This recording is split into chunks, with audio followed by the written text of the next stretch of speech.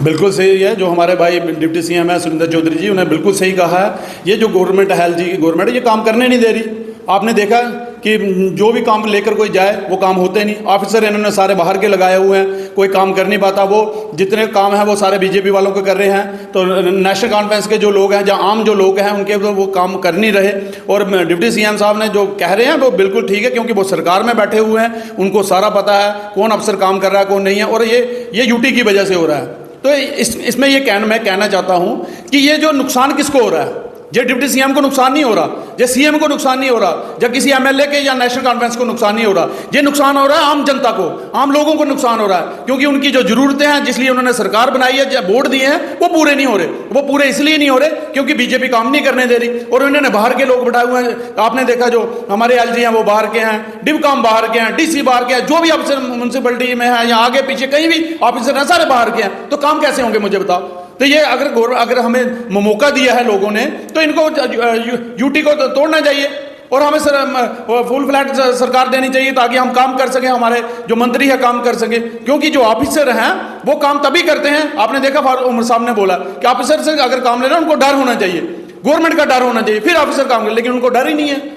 तो काम कर ही नहीं रहे। तो ये सारा कसूर बीजेपी वालों का है। और अगर बीजेपी, मैं कहना चाहता हूं, अगर बीजेपी वाले जो एमएलए यहाँ जीते हुए हैं, जहाँ जो लीडर हैं, अगर उनको जम्मू कश्मीर के लोगों से थोड़ा भी प्यार है तो वो जाएं दिल्ली में, अपने आका को बोले, जो हमारे उनके मोदी साहब हैं, या अमित शाह जी हैं, जो उनके बड़े लीडर हैं, उनको बोले कि भाई हमें यहाँ स्टेट दे दो, ताकि लोगों के काम हो, लोगों के जो जरूरतें हैं वो पूरी हों। बिल्कुल नहीं, नेशनल कॉन्फ्रेंस तो काम कर रही है। आपको किसने बोल दिया नहीं काम करे? नेशनल कॉन्फ्रेंस तो काम करे। हमने जो अपने वादे रखे थे मैनिफेस्टो में, वो तो हमने कितने 4-5 तो हमने पूरे किए। अभी तो हमारे पास फुल फ्लैट सरकार नहीं है। अगर हमारे पास सरकार हो पूरी तो हम तो वो भी वादे पूरे करें। और ये जो वादे कोई नेशनल कॉन्फ्रेंस को फायदा देने वाले वादे थोड़ा हैं। जब एमपी जो हमारे एमएलए उनको फायदा देने के लिए या मंत्रियों को फायदा देने वाले वादे नहीं है, ये लोगों के फायदा देने वाले वादे हैं। तो ये बीजेपी वाले तो ऐसे ही बोलते रहते हैं। और जो मनोज सिन्हा साहब को मैं बोलना चाहता हूं कि आप बताइए ना, जो आप बोले हो कि भाई मैंने तो उनको पूरा खुल दे रखी है, कहां दे रखी है मुझे बताइए। जो वो तो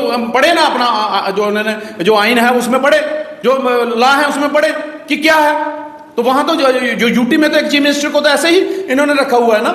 कैसे देखते? बिल्कुल करेंगे जी, जो हमने वादे किए वो हमको बिल्कुल जैसे मर्जी करने पड़े। जो लोगों से वादे किए वो हम पूरे करेंगे। अभी 4 साल हैं, अभी 4.5 साल पड़े हुए। 4.5 साल में अगर हमने ये जो 5 वादे अब 6 वादे पूरे किए, तो बाकी वाले भी वादे पूरे होंगे। ऐसी कोई बात नहीं, वादे जरूर पूरे होंगे।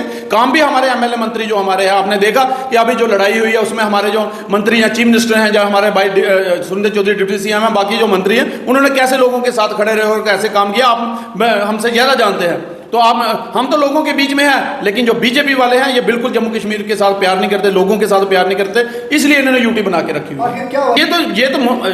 ये तो बीजेपी वाले, ये मनोज सिन्हा जहाँ सेंटर वाले मोदी साहब जहाँ अमित शाह ही बता सकते हैं ना क्या कर रहे हैं क्या नहीं है। इन्होंने तो बीजेपी वालों ने तो जम्मू कश्मीर को एक लैबोरेटरी बना के रखा हुआ है।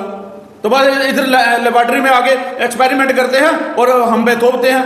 जब हमारे पास हमें सरकार लोगों ने चुन के दिया है तो हमें खुले हाथ देने चाहिए। और आपने सुना होगा डिप्टी सीएम जो हमारे भाई सुरेंद्र चौधरी, उन्होंने बोला कि अगर आप जो मीडिया वाले या लोग हमें क्वेश्चन पूछते हैं, यही क्वेश्चन आप बीजेपी वालों से पूछिए, यही आप जो हमारे यहाँ गवर्नर हैं उनसे पूछिए, क्योंकि उनके पास भी तो पावर है, वो भी तो इसके सरकार के हिस्सा है। तो उनसे पूछिए जो हमारे, क्योंकि हमारे पास तो इतना पावर है नहीं, ज्यादा पावर तो उन्हीं के पास है, तो उनसे पूछिए जाके।